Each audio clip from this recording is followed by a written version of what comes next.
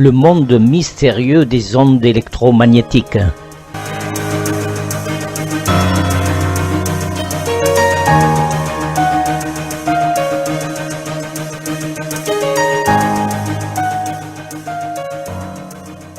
Dans son usine à Béziers, Joël Ratia multiplie ses recherches pour améliorer l'efficience des produits qu'il fabrique dans l'objectif de protéger les personnes des agressions physiques liées à la propagation des ondes électromagnétiques. La semaine dernière, il organisait un after-work. Entendez après le travail une conférence à l'intention des professionnels intéressés par sa démarche.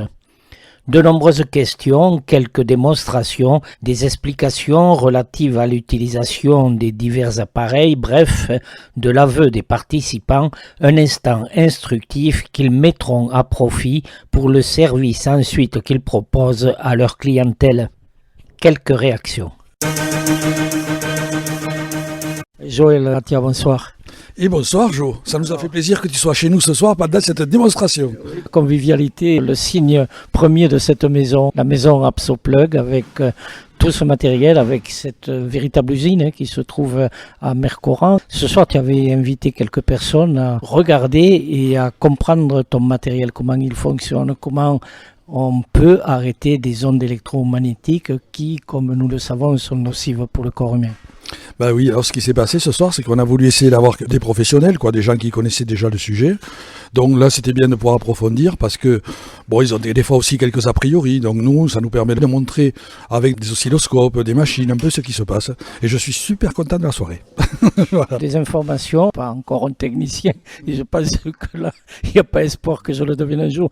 Mais tu as parlé des compteurs Linky, tu as parlé de cette inquiétude qui est soulevée par les gens. Tu as fait des démonstrations pour montrer que le compteur Linky, on ne peut pas aller contre, mais on peut se prémunir dès là. Nous, on a les produits qui permettent ça, c'est ce qu'on a montré. On a des filtres qu'on peut installer simplement dans les tableaux électriques qui protègent du Linky et de toutes les autres pollutions extérieures qui arrivent par le réseau électrique.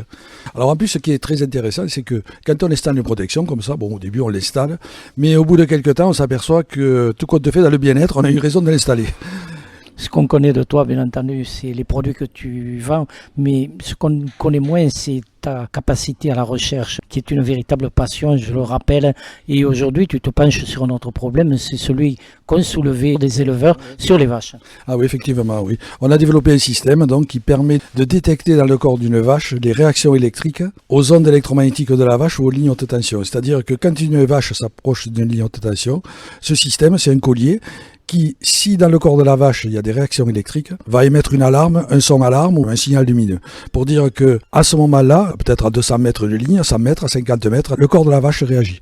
Plutôt que de mesurer bêtement une ligne électrique avec des appareils, pour s'apercevoir qu'on est dans un cadre réglementaire, puisque presque toujours les niveaux que mesurent les appareils sont réglementaires, ça permettra de montrer réellement ce qui se passe dans le corps de l'animal et les réactions électriques qu'il y a dans son corps. Ça peut permettre aussi, par exemple, à un éleveur de dire mes vaches ou mes chevaux, je les amènerai pas à plus de 100 mètres de cette ligne parce que je sais qu'à 100 mètres, j'ai équipé un cheval ou une vache et que là, il réagit aux ondes. Donc je mettrai des piquets pour dire ils ne s'approcheront pas davantage. Ça lui permettra aussi de vérifier, par exemple, dans la ferme ou dans l'étable, si à certains endroits où des vaches se sentent moins bien que d'autres, il y a des problèmes, ils pourront vérifier si ça vient du côté électrique en mettant ce collier et en baladant la vache dans la ferme et de vérifier à quel endroit il y a des alarmes ou pas. Et s'il y a des alarmes, d'appeler un électricien pour voir si, si la terre est conforme ou si se passe des choses comme ça. Ils seront vraiment alertés sur la réalité de l'animal, ce que ressent l'animal.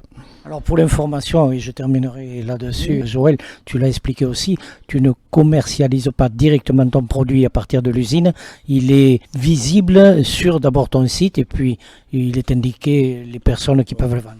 C'est-à-dire on a un site qui s'appelle apso-onde.fr où il y a toutes les explications sur nos produits et en réalité nos produits en général on peut les trouver sur internet, il y a beaucoup de revendeurs dans toute l'Europe qui vendent nos produits.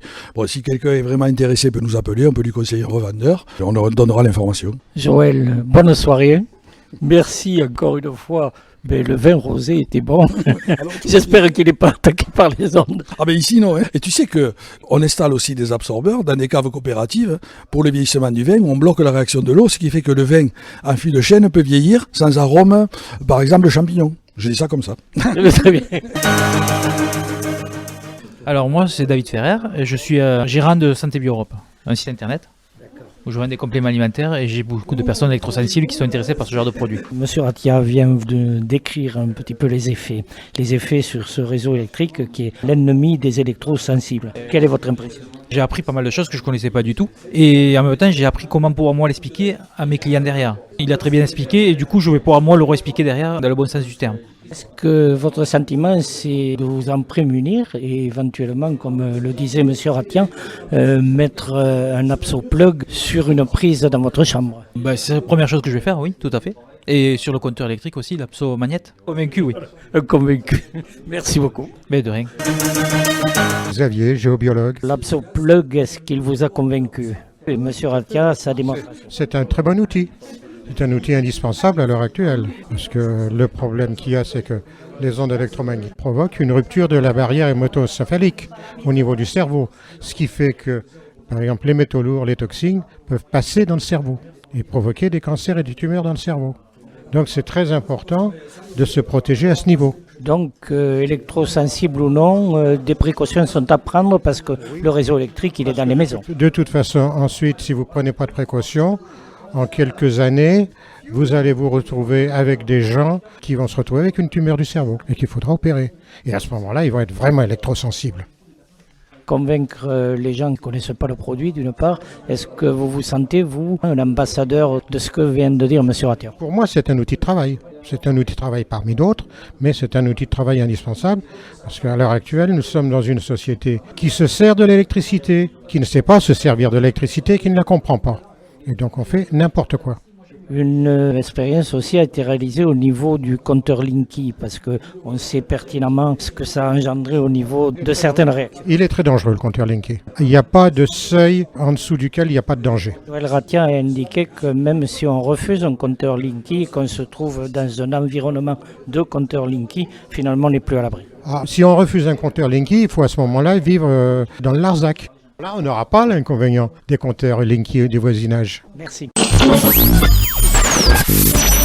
Restez sur Radio Ciel Bleu. De la musique, du sport, des interviews, de la culture. 107 points. Radio Ciel Bleu, la radio locale du Biterrois. Radio Ciel Bleu, 107 points.